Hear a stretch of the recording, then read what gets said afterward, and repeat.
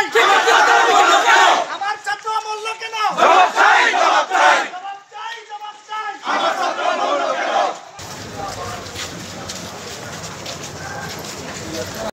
সম্মানিত শিক্ষক সমাজ, আসসালামু আলাইকুম। সমাজ তাদের ন্যায্য দাবি আদায় করার জন্য হচ্ছে আমার সত্যসর মতো আমার খুব দুঃখের সঞ্চার ঘটেছে সারা দেশ।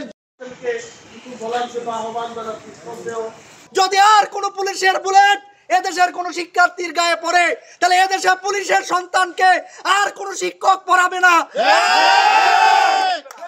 প্রশাসনের সকলের উদ্দেশ্যে বলতে চাই, আপনারাও এদেশের সন্তান, এই শিক্ষার্থীরাও এদেশের সন্তান।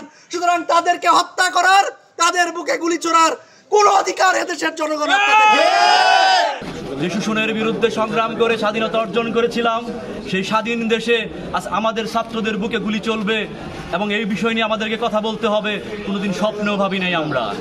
তো আমরা এই নরসিংদী শিক্ষক সমাজের পক্ষ থেকে উদ্যত কণ্ঠে আহ্বান জানাচ্ছি যে আমাদের শিক্ষার্থীদের বিরুদ্ধে, শিক্ষার্থীদের বুকে আর একটা গুলিও যাতে না চলে। গতকাল নরসিংদীতে যা ঘটেছে, কোনো মুসলিম মানুষ বা কোনো মানবতা সম্পন্ন মানুষের হৃদয় কে পড়বে না তা বলার উপেক্ষা রাখে না।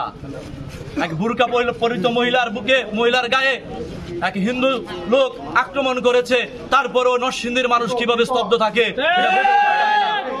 আজকে যদি কোন মুসলিম কোন হিন্দুর গায়ে হাত দিত তাহলে এ বাংলাদেশ নয়, এই সারা পৃথিবী কেঁপে উঠতো। আমার ব্যর্থহীন কণ্ঠে কথা হচ্ছে, এদেশের ছাত্র জনতার বুকে আর একটা গুলিও যাতে না চলে।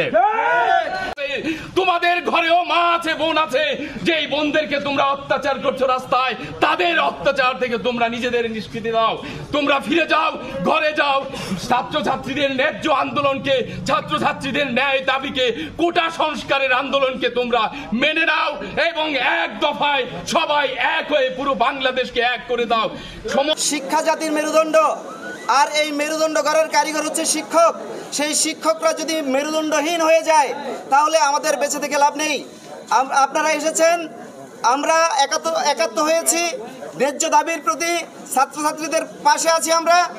ছাত্রছাত্রীরা যে ন্যায্য দাবি নিয়ে আজকে রাজপথে আছে, সেই দাবি পূরণ হোক, আর কোনো মায়ের বুক খালি না হোক, কোনো শিশু এবং নারীর উপর অত্যাচার না হোক, নিপীড়ন না হোক, নরসিংদীতে কোনো ছাত্র আর নিপীড়িত না হোক।